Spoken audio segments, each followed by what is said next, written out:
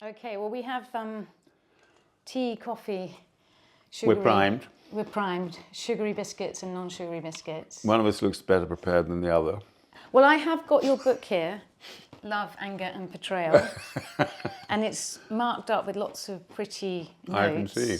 But you can't do that for a film. No. You can't mark it up. But I have made you watch it at least 3 times, haven't I? Now? You have. Yeah.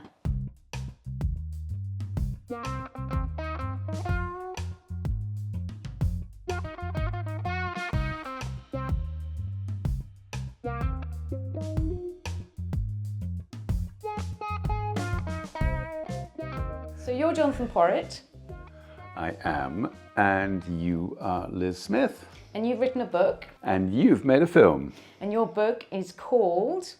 My book is called Love, Anger and Betrayal, which has many resonances with the film that you've made, Liz, which is called... The Line We Crossed, and is currently in cinemas and community centres across the UK now. Just like my book would be in all good bookshops, were they inclined to stock it. Have you had trouble distributing your book? It hasn't been easy getting it into as many bookshops as I would have wanted. It really hasn't. And I don't know whether that's because they're nervous about the subject matter, climate crisis. I know when I was trying to find a mainstream publisher, lots of people said there's a surfeit of climate books. And anyway, you've done it with Just Stop Oil, and nobody likes Just Stop Oil. And I'm thinking, oh my God, is that really a barrier? Because you've had a little bit of that. You couldn't get a mainstream distributor. I've had exactly the same. We couldn't get a mainstream distributor for the film. Yeah. So we've gone direct and we've spoken directly to the cinemas. And thank God for the cinema programmers, because they've said yes. And it's been in lots and lots of cinemas. Yeah. But we had to self-distribute because of the topic. And because it was Just Stop Oil, because it was climate crisis, and nobody wants to watch documentaries about climate crisis, I was told. Exactly. It's very interesting. How can people buy your book? They can find it via Waterstones, and I have a little website called loveangerandbetrayal.com. And for the film, if you want to find out where it's screening, you can go to thelinewecross.com. We both had to turn ourselves into marketing experts, Liz. It's a weird thing, isn't it? It is, and I'm not very good at it. No, me neither. It's been eye-opening. But I've met a lot of very good people through the process, and I'm very grateful for those that have embraced it and all the positive feedback and response that we've had. Well, you've had tons of screenings. Yeah, we've sort of up to about 70 now. Yeah, I mean, that's amazing. Yeah. That is amazing. There are things I can do in a film which you can't do in a book, things you can do in a book that I couldn't do in a film. And your book is Love, Anger and Betrayal, which you co-wrote with 26 Just Stop Oil activists, but you specifically looked at the younger generation. Yeah. Why did you decide to focus on the younger ones? Manageability, for one thing. I mean, there are so many people now who've been involved in climate-related civil disobedience going back to 2018, that your cohort of potential collaborators, co-authors as I call them, is huge. And I've spent most of my life anyway thinking about this notion of justice between generations. My thing is sustainable development. At the heart of the notion of sustainable development is one generation shouldn't live in such a way that it screws everything up for everybody who comes afterwards. And of course, what we have with the climate crisis is exactly the opposite. And so I've been very involved in that world of justice between generations, as well as justice within any one generation, and wanted, in that respect, to capture some of the experiences of the younger campaigners, as well as which they have extraordinary stories to tell. Yeah.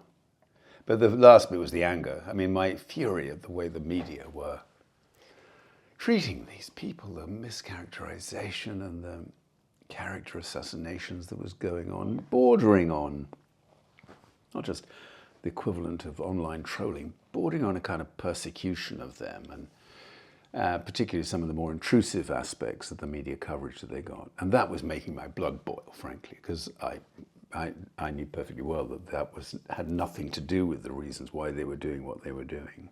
Yeah. So I felt that this business of finding opportunities for them to say why they were doing what they were doing, their own motivation, their own sense of loss and anger and grief about what was happening was the most important thing I could do as a kind of corrective in the media system, as it were. I do feel a bit of guilt that we've sort of left them with this. I'm not sure that everyone does, but you clearly feel that too, right? I do, and no, I can assure you, most people do not feel a sense of guilt about that. And I think it's astonishing that even when you can use the science to demonstrate the degree to which their lives are now going to be affected really badly, if not devastatingly. And that's now not avoidable. That's the thing which people don't really understand. They sort of think, oh, okay, well, it's not really good at the moment, but eventually the politicians will get their heads around this and sort it all out, and then it'll be fine. Well, no, that's not what the climate science and the climate crisis is all about. We're now on a path towards things deteriorating faster and faster. Hopefully, we've still got a chance to avoid everything completely going to shit, as it were. But their knowledge about the unavoidability of disruption, of trauma, of pain, of massive damage done to the lives of hundreds of millions of people, their empathetic connection to all of those people who will be affected by that was one of the most compelling things for me. It really was. And that comes through in the book, actually. And I think you were able to show more of that in the book than I was in the film, because you're hearing more of why they did what they did, but also you get over the extent to which they understand this issue in incredible depth. And that is an advantage of the written form. Of course, what I couldn't do was to pick up on the drama of decisions taken, actions followed up on, consequences being lived out, reflections on that captured in the moment. I mean, some of the most astonishing moments in the film are when they're just stepping 1 degree back from an action or planning for an action, whatever it is, and there's all this in real time reflection about the significance of all of that. There is a bit in the book about some of the actions they take, but you can't really load a book with all that stuff because it doesn't really work. It works visually. It works from the perspective of capturing those moments in those lives. But words on a page flatten it out completely. They take the drama away from it completely. And I would have liked to have had more of that, because actually people do ask a lot of questions about, well, what was it like? How did it feel? You know, you look quite calm when you were just standing there in front of these screaming motorists and everything. And you can capture a little bit of that in the spoken testimony they can offer, but you can't do it in the way you were able to do it in the film. So really, what people should be doing is watching the film and reading the book. We got the plug in early, Liz. That's great. Joint marketing strategy. Absolutely. I want to pick up on anger in your title and talk about my anger. And my anger is the missed opportunity. We could have done something about this. And so I want to go back to 1974, if we may. Yes. Now, in 1974, I was 1 year old. Right. You were a few years older than me, and I believe that's when you joined what wasn't called the Green Party then, but what is effectively the Green Party. Yeah, no, it was actually weirdly called the People Party then. Interesting. Only for 6 months, and then it became the Ecology Party. And then the name changed from the Ecology Party to the Green Party in 1984. So 1974, it's a very interesting period. It's the aftermath of the first OPEC oil crisis. Another significant thing is the global population surpassed for the first time 4 billion people. It's now double that. Yeah. And also ABBA won the Eurovision Song Contest. I'd forgotten that. Damn it. So that takes you back to 1974 if you were alive then. If you weren't alive then, could you explain a little bit more about what 1974 was like and where we were at in the context of the climate crisis? We were nowhere. It is really interesting to think of the point where this wasted time, these wasted decades, as you were talking about, where that kicked in. And it wasn't in the 70s. I mean, there were some scientists writing a bit about it, but not seriously. And funnily enough, although this is one reason for us to be even more angry than we might otherwise be, the people who really knew about it were the scientists employed by the oil companies. That makes me just absolutely beyond belief furious, because they had the best scientists. They were doing their projections about what would happen if they had this huge expansion in the production of oil and gas and the emissions that would flow from that. And their ability to forecast exactly what would happen in terms of concentration of these gases in the atmosphere was pretty much spot on, as we now know. So they knew about it. A few scientists outside of the oil and gas industry knew about it, but that wasn't really until the early 80s that the science began to materialize and then began to hit the politics at the end of the 80s. So there wasn't much discussion about global warming, as it was called then. A lot of discussion about other kinds of pollution in particular, but not really about global warming.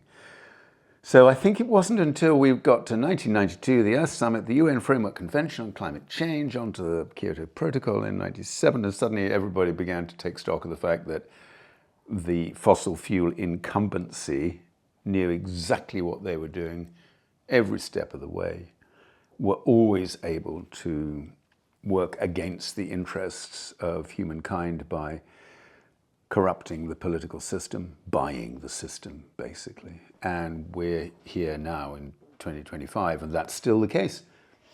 That's still the case. Now, I don't know if that's the kind of anger you have, Liz. I mean, obviously for you, with the camera, it's a bit harder for your anger to come across because it's difficult. I mean, you did provide some running commentary, and you often were running, by the way, which is very impressive, with this massive backpack, which I thought, whoa, this is harder work than you might imagine.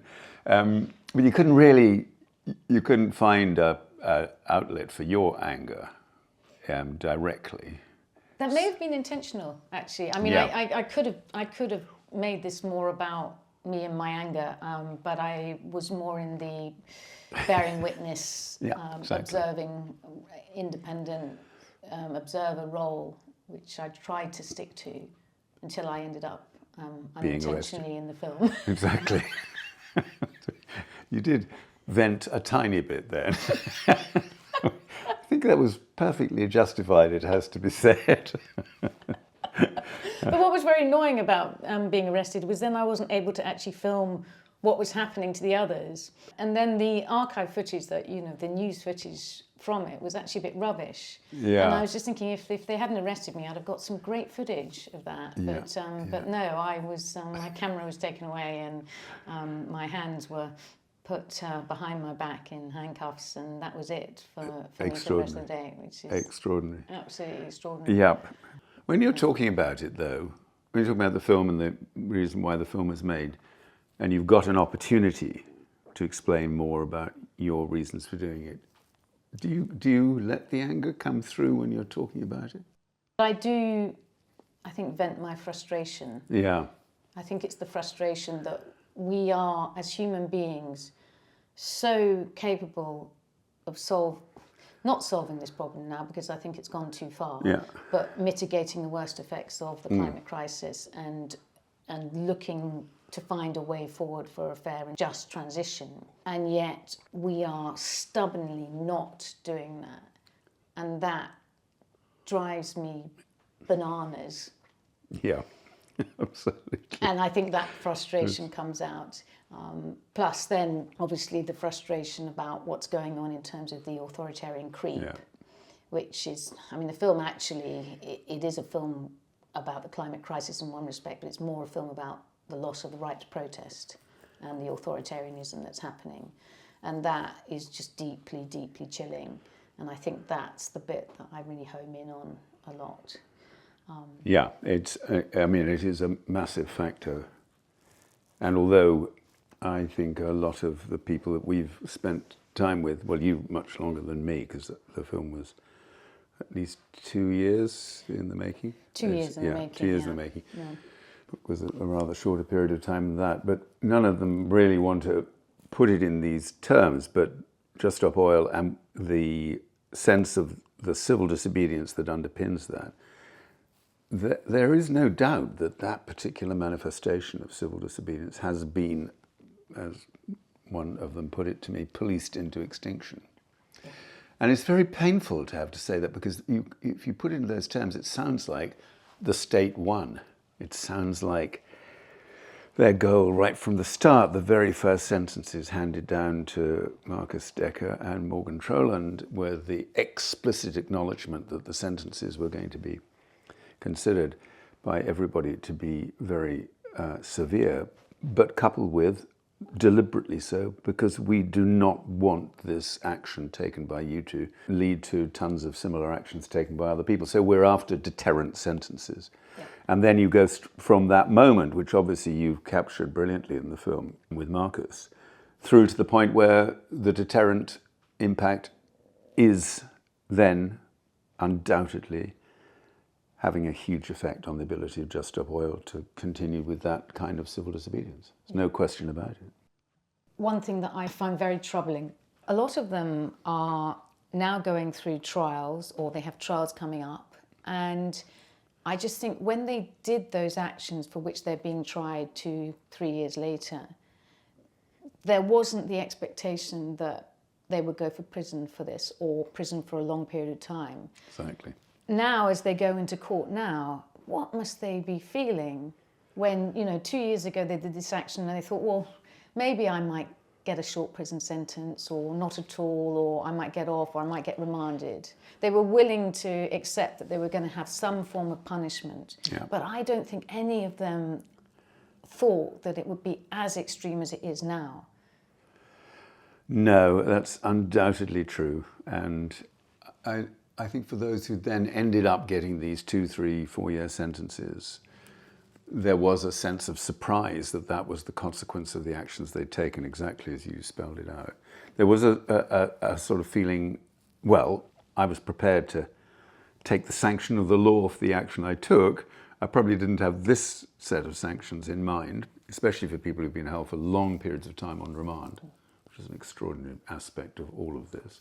But it's more a question, I think that's a question of the scale of the punishment, not a refusal to acknowledge that if you take action of that kind, then by definition you're putting yourself forward as a lawbreaker with an expectation that there will be some punishment, but nothing like what eventually emerged. Mm. And I do think from that point on, I think the whole Truth 5, that moment where the sentences were handed down, the 4-year sentence and 5 years for Roger, I think the opportunity for Just Stop Oil then to continue with that pattern of campaigning just got harder and harder and harder. Yeah. It really did.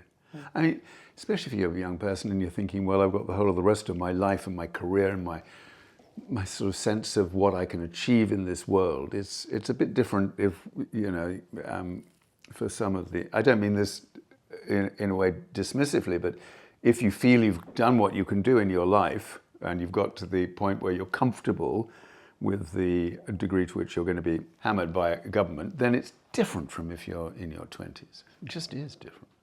When I was reading the book, I was putting myself in their shoes. And the first shocking thing is how different their view on life and their futures is than when I was in my 20s.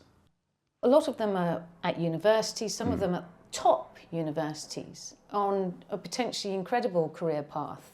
And yet they were all willing to go, I'm going to do this action despite the fact that it might ruin my amazing university and future career. Because they do not see that future that perhaps I saw when I was their age. Yeah.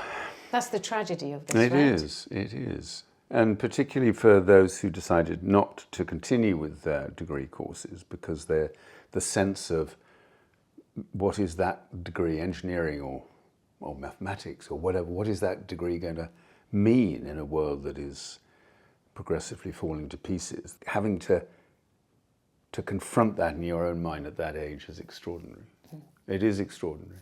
I think the bit that I found particularly difficult to deal with was the acknowledgement for half a dozen of them that this would automatically feed into their sense of themselves as adults in later life, and particularly as prospective parents in later life, and a recognition on the part of about half a dozen that they couldn't bring themselves to think about bringing a child into this world that awaits.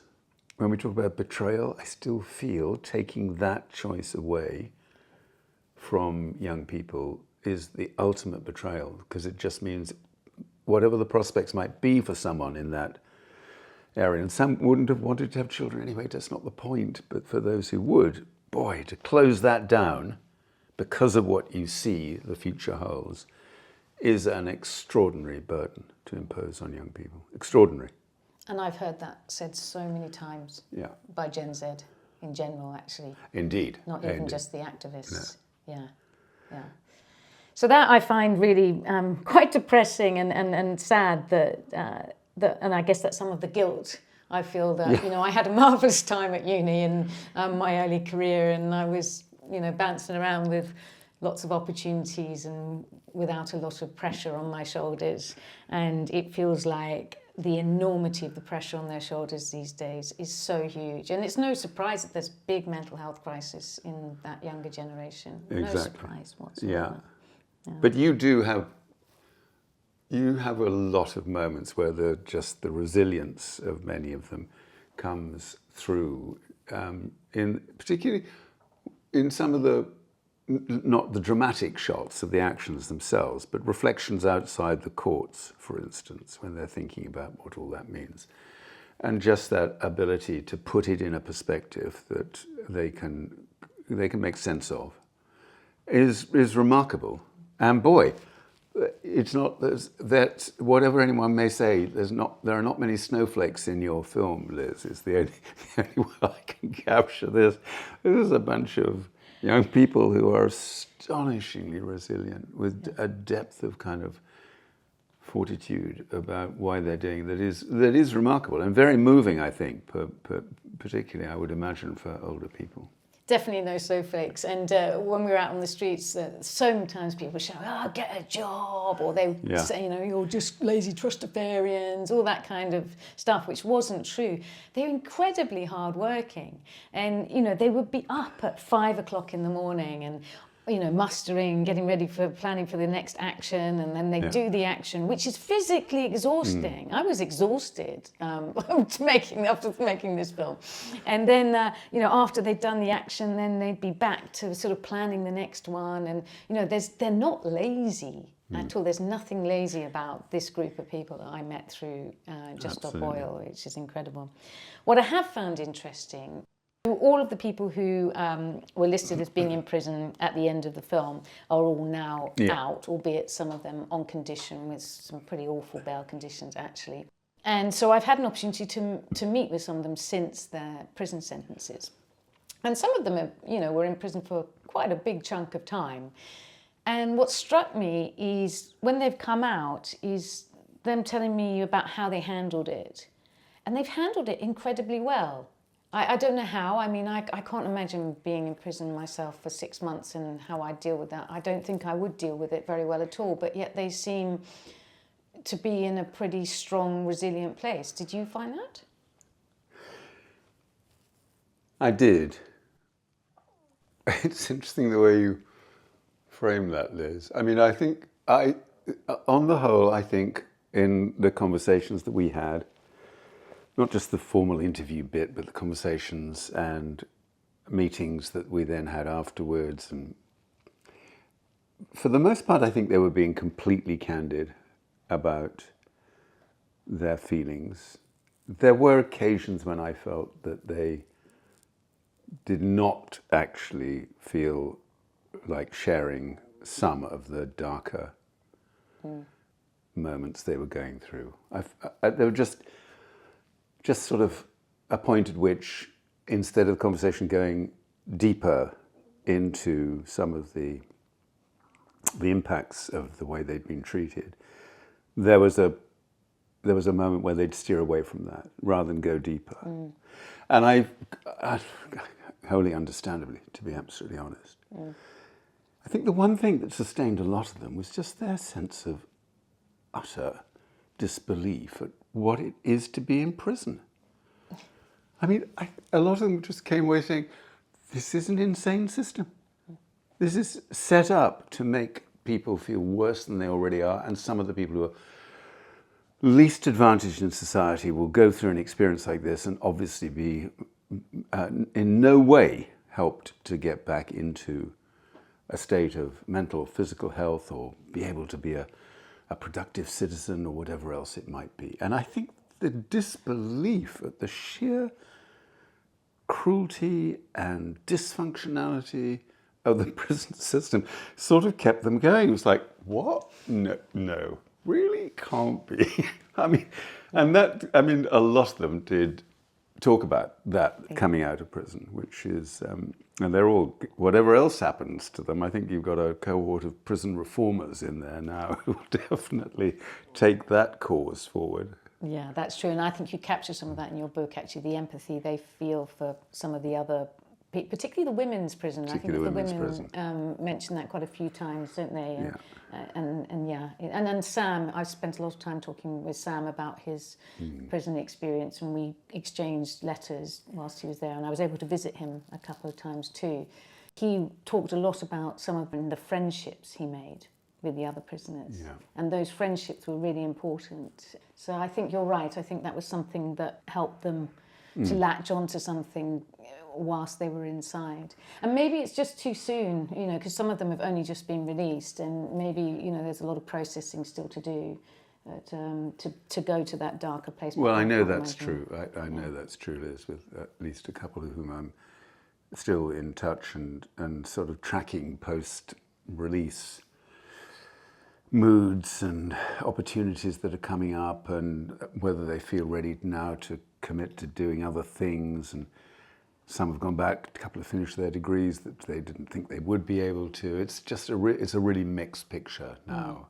But no certainty for any of them that there is a clear path to sustaining that level of activism. Interesting.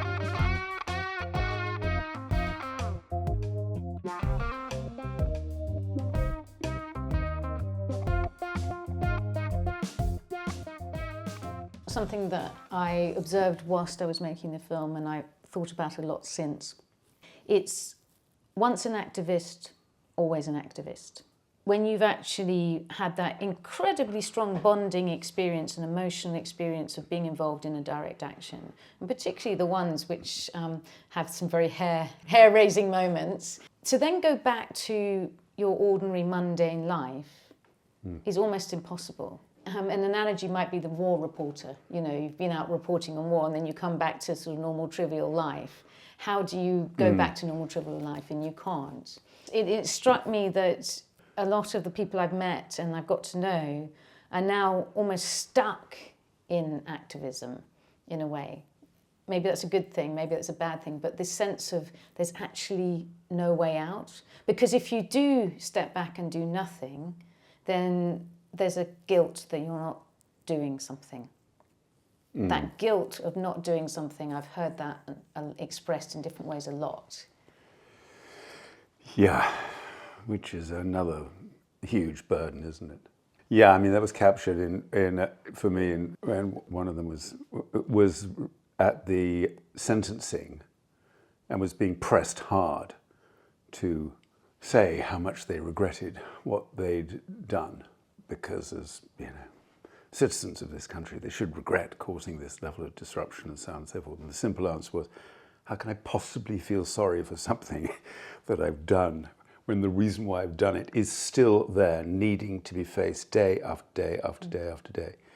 And I think they probably do feel that now, without an opportunity to come back into the same level of civil disobedience as before, is going to be difficult. It will keep the emotional pressure on them in some ways.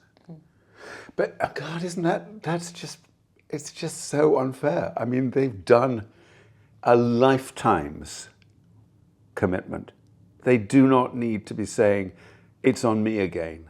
I need to find the emotional, psychological resilience to get ready, to get back out, put myself through that again, be prepared to be arrested, be prepared to go to prison. It's just insane that they feel that after everything they've done. But a lot of them do feel that they have to keep trying, they can't give up, and if they do, exactly, the guilt. And I'm not just talking about the young activists, it's right across the board, isn't it? It's interesting, I was reading one of your blogs, and in your blog you said, if I were writing my own appraisal, the headline would be highly commendable effort, but little discernible effect. I mean, you've been in the vanguard of the climate movement right from, as we said earlier, 1974 to now. You've done so much in various different ways and forms, but you feel like it's had zero effect? No, that would be me at my most worst tendency to exaggerate, which I'm sorry to say is a tendency I've done everything I can to reduce, but it's still in there. Not no effect, but so little an overall effect in terms of changed practice, changed policy leading to changed practice in the way we organize ourselves in society, the way we think about what progress and better lifestyles looks like, how we construe economic priorities and so on. So changes from what would have happened anyway, the counterfactual as it were.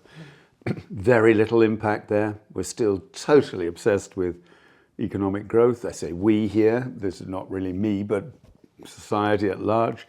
That growth is driven by a lot of consumption-oriented economic policy. People are driven to think that they won't be able to lead the fulfilling lives they might want to unless they can commit to another round of consumption of this or that or the other. It's all still, all of that is completely locked in just as it was back in the 70s and 80s.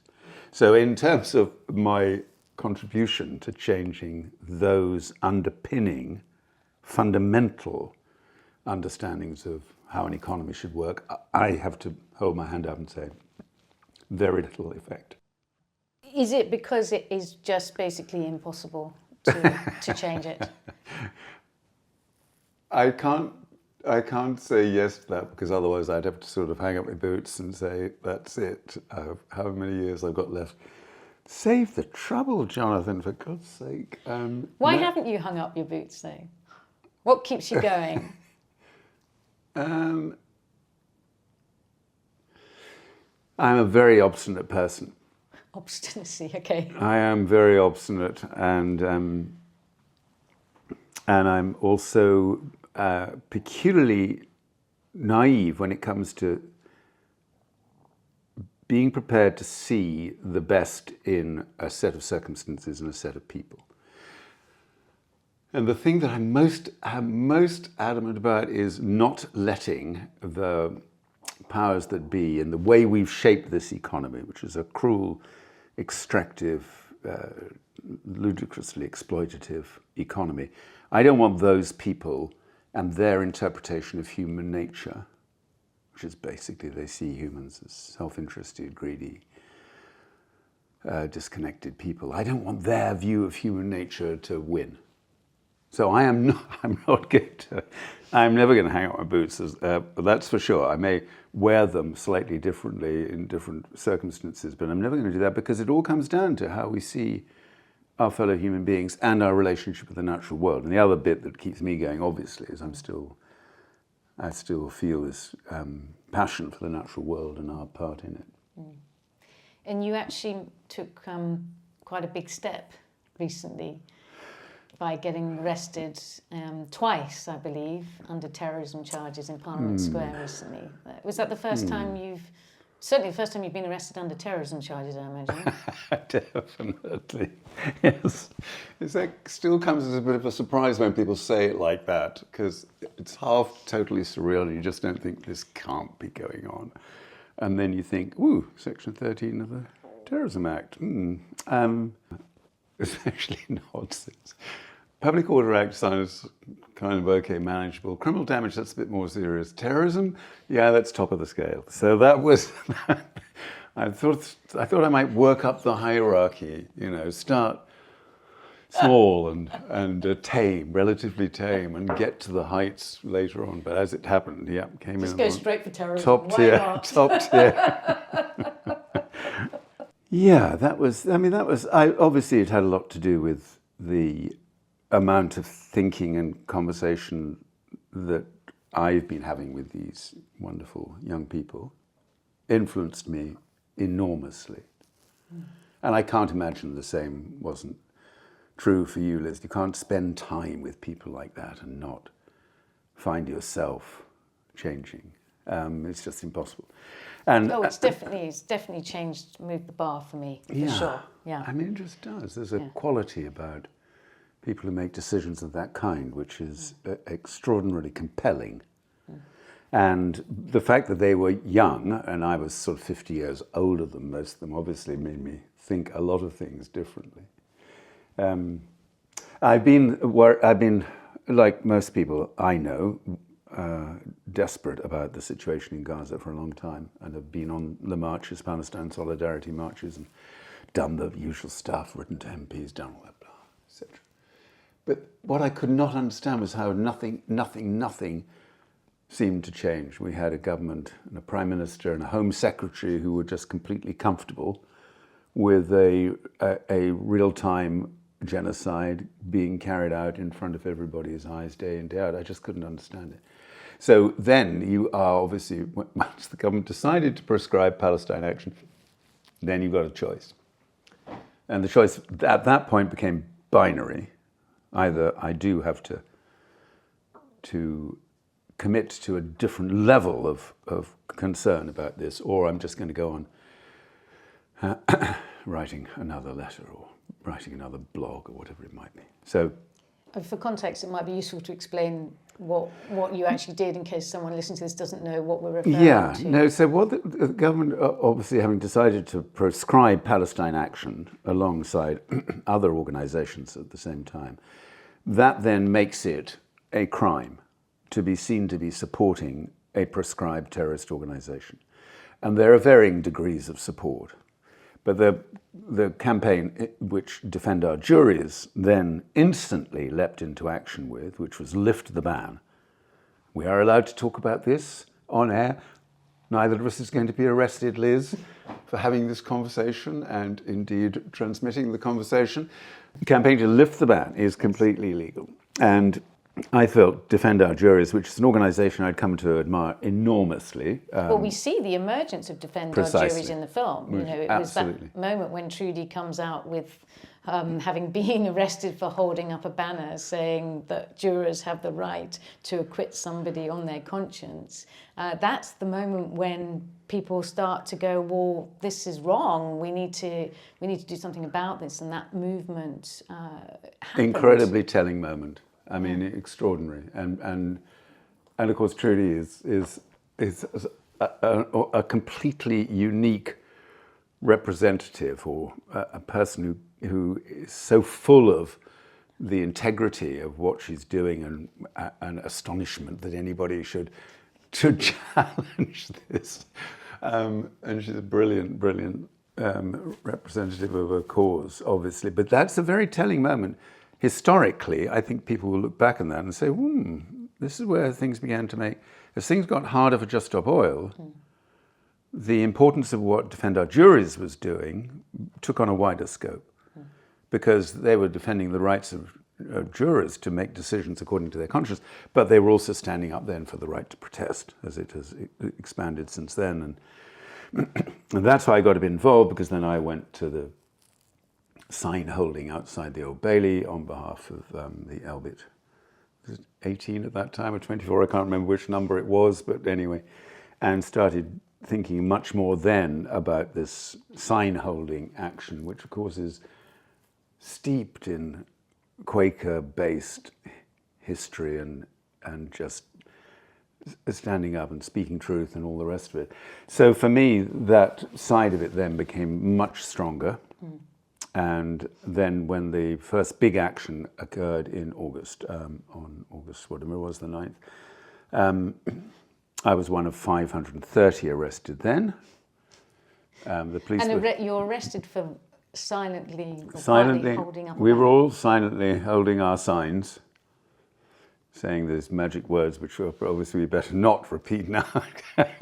I can give you the first half of of my sign, obviously, as in I oppose genocide. And the second half of the sign was essentially there to say, and I now am going to do what I can do to get the ban on Palestine action lifted.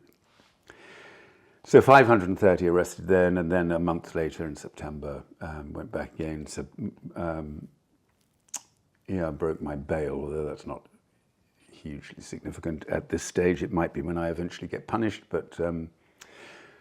and then there were 839 of us arrested that second time. There were 1,500 people in Parliament Square. The police could not arrest everybody. They ran out of arresting officers. The queues to process us down Millbank were just unbelievable to watch. I mean, the whole thing was completely mad. Apparently they were arresting them up until midnight. Until midnight. And then I don't know what happened. I think probably the police union or something said, that's it. We're not going to arrest anyone else because we've done our bit for today. And of course, when you're in a queue with your arresting officers, all these conversations start coming up. It's a completely crazy thing. But my arresting officer had been doing the Notting Hill Carnival just a few days before and was completely knackered. I mean, just absolutely knackered. And from time to time, I had to go and sit on the pavement because... just hadn't had any chance, and had health problems with one of his legs, etc., etc. So it was just bizarre. The whole thing was bizarre. Did you have a civilized conversation with him? Yeah. What were you discussing? Well, it turned out that before he became a police officer, he'd worked for B&Q. And I'd worked not for B&Q, but I'd advised B&Q as a sustainability advisor through Forum for the Future. And one of the areas that I was involved in was the whole idea of sustainable forestry and making sure that all forest-based products in B&Q came from sustainable forest, et cetera, et cetera. And he said, oh yeah, we were a bit involved in that. Yeah, it was really difficult. And we'd get lots of people saying, is this door sustainable? And apparently this would be a big area of conversation. So I did not think in the moment of arrest that I'd be chatting about sustainable doors in B&Q. But anyway, that's the kind of weird thing that's happened. Did you get a sense that the police were thinking themselves, this is completely ridiculous and a waste of our time? I think it was a very mixed picture. I honestly think the vast majority of the police officers who had to do this were thinking this is crazy. Some got very frustrated. And of course, for some of us as the protesters, and this is a little bit difficult to say this because I understand why it happened, but the essence of what Defend Our Juries has tried to do with all its sign holding, from Trudy onwards, with that single sign, has been complete respect for other people, silence, not seeking to get involved in arguments, advocacy for change, just simply stating the reasons why things shouldn't be allowed to go down a particular line, whether it's closing down on jurors' right to make their decisions or on the right to protest, whatever it might be. And it's very much in a Quaker tradition. And for us in the square, we wanted to sit in silence. Not always easy, because after a while you see people you recognise and you want to have a little bit of a chat. I was sitting there for 8.5 hours, so I did need occasionally to exchange sentences with other people. But the course for lots of those who were there in solidarity were very much more aggressive. And it was difficult to see as people were arrested and taken away that all the police were surrounded by people, often screaming into their faces, shame on you, blood on your badge, and all that kind of stuff. And everyone could see that, but it wasn't the way that people wanted it to happen. And in the end, as the day went on, so literally this is by about 8 o'clock in the evening, and having been there for 8 hours, the clapping took over. So that when everyone was arrested, everybody else who was still in the square just clapped. And every single time they were carted off, there was another round of applause. And that got really moving, as well as the fact there was a choir singing I Shall Not Be Moved type of agitprop songs, which was I loved all of that. So it was an extraordinary day. And that decision to do this, I mean, what are the potential outcomes of that decision? Well, Section 13 of the Terrorism Act has to be heard in a magistrate's court. Okay. And maximum sentence is 6 months. And this is just literally for holding up something that expresses support for this proscribed organisation. And everybody tells me that there's no way the government's going to progress this. 1,700 people already, another big demonstration on October the 4th. By this time it starts ticking up to 3,000-4,000 people. What are they going to do? So the first ones who've been processed in the magistrates' court all pleaded not guilty, which means that they all then have the right to a Crown Court trial with a jury. And this is against a backdrop of a system that already cannot cope with the congestion in the courts, as you know, because you were with a lot of them as they faced up to this, and some now not going to have their cases heard until 27. A couple even. 2028 is the new trial date has been set. 2028. It's incredible, isn't it? It's just mad. The whole thing is mad. Yeah. There was, I think, 26 people did it on the very first day. On the 5th of July. Correct, exactly. Yeah. And a number of them were people who were in the film, so they're people I know. But they got quite awful bail conditions. Have they eased off on the bail conditions for everyone? They didn't. They didn't have any choice. I mean, there were so many people they were arresting that all they could do was process people in the street nearby, and we all got instant what's called police bail, and off you go, and then you're summoned back to a police station where, I guess, by which time, this is in October, November, whatever it might be, by which time the Attorney General will have made a decision about whether they're going to charge the lot of them, and therefore initiate this process where every single person then will have to be brought to court, well, to the magistrate's court to start with, and then everyone says not guilty. And everyone says not guilty. Yeah. We're in the Crown Court. Yeah. And the implications in the meantime, because it could be quite some time before this is resolved. Are there any implications for you in terms of sort of travel, how you can move about with these charges over your head? No, to be honest, there aren't. I've got a couple of colleagues who have been arrested under Section 12, and that's very different. Section 12 is heavy-duty stuff. And again, you know some of them because these are people who've been involved in Defend Our Juries right from the start. I mean, this is an extraordinary story when people come to understand how Defend Our Juries has become probably the single most important NGO in the UK today in terms of people's human rights. Yeah. And it's not as if the UK is short of brilliant organisations, Amnesty and Liberty and all the rest of it. But for whatever reason it might be, Defend Our Juries now is the organisation that is helping people understand what happens when an authoritarian government decides to crush protest by calling it out as terrorism, even in the context of a genocide. And it's too early to tell, but for me, I've been following NGO stories for 50 years. Watching this incredible story of Defend Our Juries is really quite something. And what's interesting about Defend Our Juries is it absolutely was 100% a grassroots organisation. There wasn't a big chunk of funding that came in or some kind of support. It was just people getting together going, we've got to do something about this. And now we're in a situation where you referenced it just now. There are a number of people who've been spokespeople for them, and whilst running a Zoom call to explain to people about the upcoming action, for which they've been quite transparent that's happening. They haven't hidden the fact that these actions are happening. They've been publicising them. They were then had their houses raided in the morning, which must be quite awful. And the accounts I've had is, it's not just sort of a couple of police officers. It's like 10, 12 police officers coming into your house, and they, go through it with Geiger counters and check all sorts of things. They're there for hours and hours and hours. As if you were a real terrorist. As if you were a real terrorist. And you wonder, well, what are they looking for? Placards?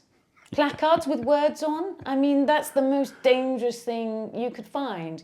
And of course, that group were then taken into police custody. They were held for 2 nights in police custody before they were brought to the court. And of course, under the Terrorism Act, you can hold people for much longer than for any other types of crimes. And now they all have really draconian bail conditions. You're monitored, you've got ankle tags, you have to sleep at home. I mean, these are not dangerous people, and yet you would think they were like Al-Qaeda or something. That's the thing. Blows the mind. It's crazy. Absolutely. I think the hearing in the Old Bailey on Friday has relaxed the bail conditions. So they've taken the tags. The tags are off.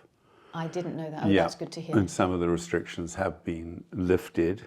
I don't know exactly what, but and I don't know if you heard that sort of account of it.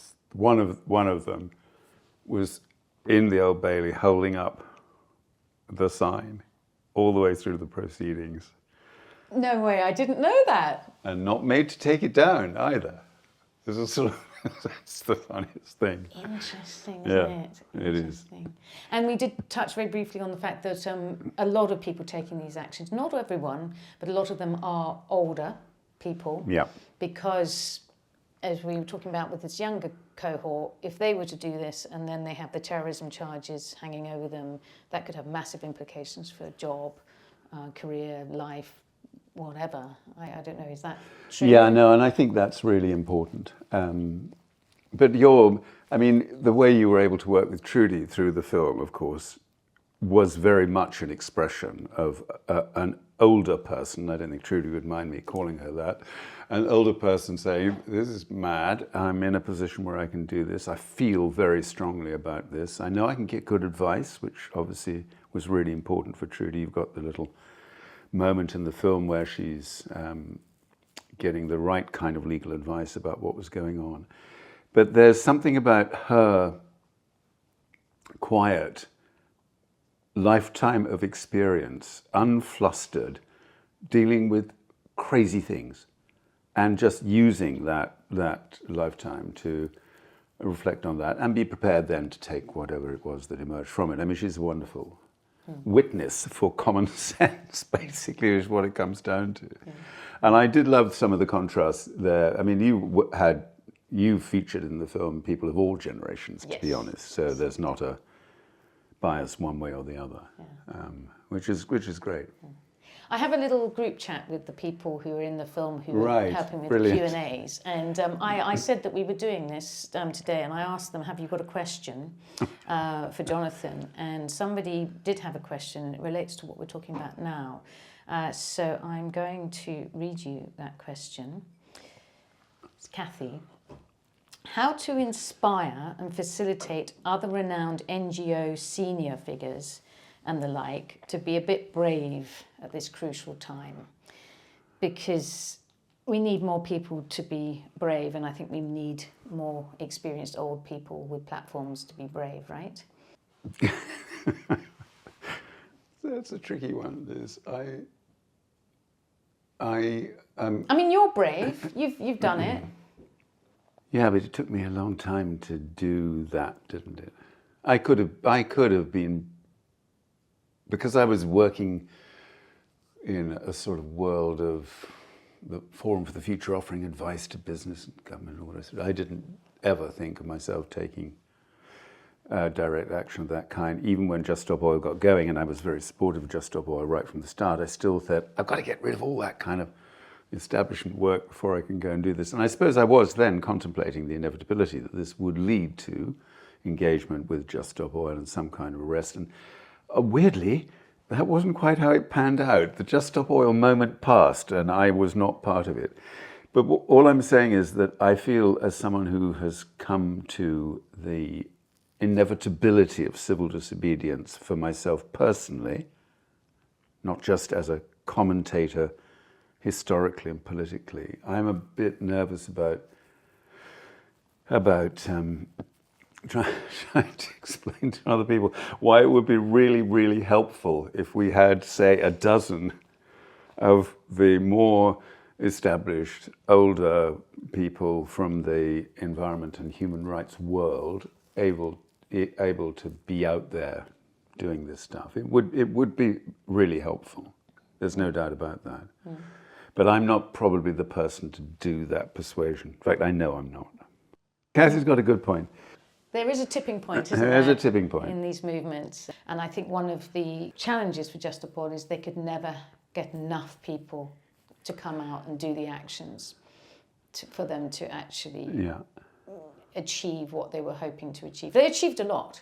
They did achieve a lot. No, absolutely. And I think when I hear people say, well, what was that all about? What a complete waste of time. You think, you don't follow these things very carefully, do you? You have no idea actually how influential this entire movement has been from the start, 2018 onwards, and just recognize that these actions taken by individuals have had an impact, significant impact. Yeah. And one of the things you talk about in the book, and it's come up in the Q&As, which I think is a really interesting concept, which would be helpful if you could explain, is the radical flank effect. Yes. The weird thing is, Liz, throughout my life as an environmentalist and sustainability campaigner, every organization needs to have its own theory of change. Every organization sort of feels that it needs to justify what it does to its supporters, its funders, its members, etc. And with the climate movement, there has been a fierce argument since the emergence of Extinction Rebellion about whether the civil disobedience approach, the non-violent direct action or peaceful direct action, as Rajan Naidu would make me say, because he's very keen not to allow the terminology around non-violence to prosper. That radical flank position has, of course, clearly had a huge impact. Whichever way you look at it, it's affected a lot of people. It raised consciousness about the climate crisis to a degree that nothing else had done, as is demonstrable through media coverage of different actions, etc., etc.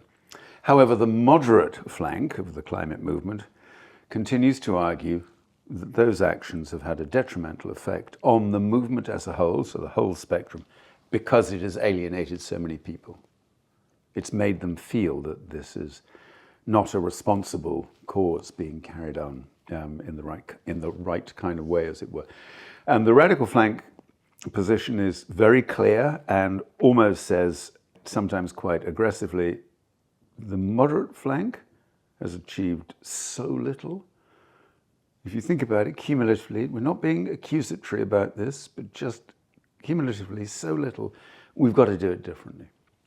And part of doing it differently is giving more room to the radical flank, and the radical flank theory then has it, which is a lovely bit of sociological, deep academic work, is that the more radical actions you have, the more it creates space for the mainstream establishment actions. So you get this sense of a tiny number of people relatively are out there doing these often very brave actions. Not many people are going to join them.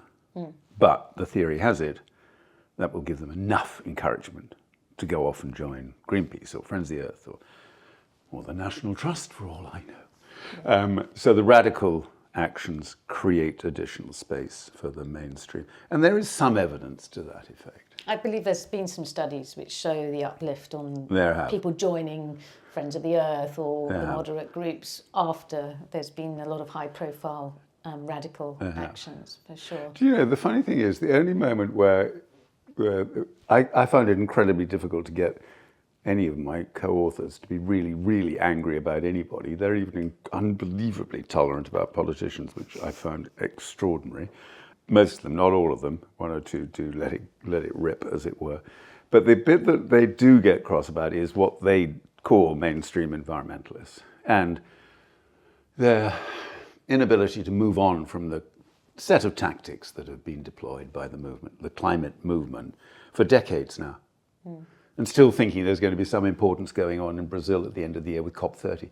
And, you know, for a conversation like that, it must just drive them mad. So that's the only time where I got a sense of, I can't be tolerant about this any longer. By and large, I'm a pretty tolerant person. I'm now giving their view of it. I'm not a pretty tolerant person, but most of them are. But I can't put up with this notion on the part of mainstream environmentalists that they think they're going to be able to achieve enough through the current spectrum of tactics to make a difference in the tiny amount of time we've got left to us. And that's the point, the tiny amount of time. It's not as if we can go on doing this for the next few decades and hey, bit by bit, you know. And that was one of the tabs I put in your book when I was preparing for this. You talk about the theory of change, that we can no longer rely on the same old business as usual theory of change. So too late. Yeah, it's because you know that a lot of them are very knowledgeable about predecessor movements, particularly the suffragettes. And there's one really fascinating moment where I can't remember who it is. Sorry, I ought to be able to do that, but I can't. Comparing the need for direct action in the climate movement and the decision taken by the suffragettes to move beyond the ordinary suffragist set of tactics. And what they acknowledged was, if it hadn't been for the arrival of the First World War in 1914, those arguments would have gone on and on and on for as long as it took eventually to get those ghastly misogynistic men in Asquith's government to admit that a woman had as much right to a vote as a man. And it didn't matter whether it went on and on and on. It would matter enormously to the people involved in the cause, but eventually it would come right. With the climate, it's different. We don't have on and on and on opportunities. If we don't do what needs to be done, it's silly sitting a number of years on it, if we don't do it in short order, then these tipping points in the Earth's natural systems, whether it's the Arctic or the Antarctic or the rainforests or ocean acidification, oh God, don't get me going, all of these really such shocking tipping points will tip. And when they tip, then we can't do anything about that. They won't tip back again in anybody's lifetime. So it's a very different time pressure. And that's why this notion of mainstream, moderate flank, climate majority thinking is wrong. Because it isn't going to make enough of a difference in a short enough period of time. I think we're fucked. I don't actually see... I'm a very optimistic person by nature, weirdly. So it sounds strange that I'm sitting here saying I think we're fucked. But if I'm honest with myself, when I look forward, I just see things going in completely the wrong direction. You know, particularly with the sort of creeping authoritarianism that's coming in, climate denialism, which is coming back in, drill baby drill. You know, it's going in the wrong direction from a political point of view. It's a very absolutist statement to say you think we're fucked. I don't know whether you'll ever be able to broadcast this conversation or, but it's as good a description as other, because I don't ever quite put it like that. Because How do you put it? There are degrees of fuckery. And it's important because I know how bad things are going to get. And there's no escaping that. And that's something that every single one of them, my co-authors understands. You can't, we put enough, crudely speaking, we put enough heating into the atmosphere already to make it impossible to have the climate stability we need for good lives for people. So it's going to be wretched, really miserable. And hundreds of millions of people are going to be very badly affected by that. So by that definition, yes, we're fucked. But that still leaves, for me, two overarchingly important reasons to keep on doing the work we're doing. The first of which is to make sure that we don't end up completely fucked. It may sound like a qualitative difference, but it's a big difference. Mm-hmm. One is pretty traumatic and ghastly. The other is the existential collapse of societies all over the world. And the second thing is we have to do everything we can today to protect human rights so that as we go into this period of disruption, and massively complex political controversy and war and other things which will happen. If we can't hang on to our democracies and our basic guardrails around human rights, the right to protest, freedom of speech, all the rest of it, then that future, even the limited fuckery that we're going to get, becomes pretty unbearable. I mean, that's why I continue to do what I do, those two things. Yeah. I actually don't disagree with you. I think Good. I think that's a driver for me too, is I just want to make it, make sure it's as It's going to be bad, but everything we do now could still have an impact, a beneficial impact on just how bad. Mm. And I think I've really got a lot of clarity now on what my personal values are, which are democratic human rights values. And I don't think I want to live in a world where those values have completely disappeared. Exactly. So I'm going to fight for them. And if I lose the fight, well, I've lost the fight, but at least I fought. Exactly. That echoes a lot with the climate activists I met making the film. They're like, we might not win, but at least I tried. Yeah. That comes up a lot. It does, and very movingly. I just want to say thank you to Jonathon very much for coming over to record this podcast with me. And I want to let you know a little bit about the music that you've heard. It's composed by Kim Halliday. Kim and I collaborate together on all the films that I make. When I knew I wanted to find some music to go with this podcast, I went back into the archive and I found this piece that didn't actually make it into the film. It was a sketch that he did while we were developing ideas for it.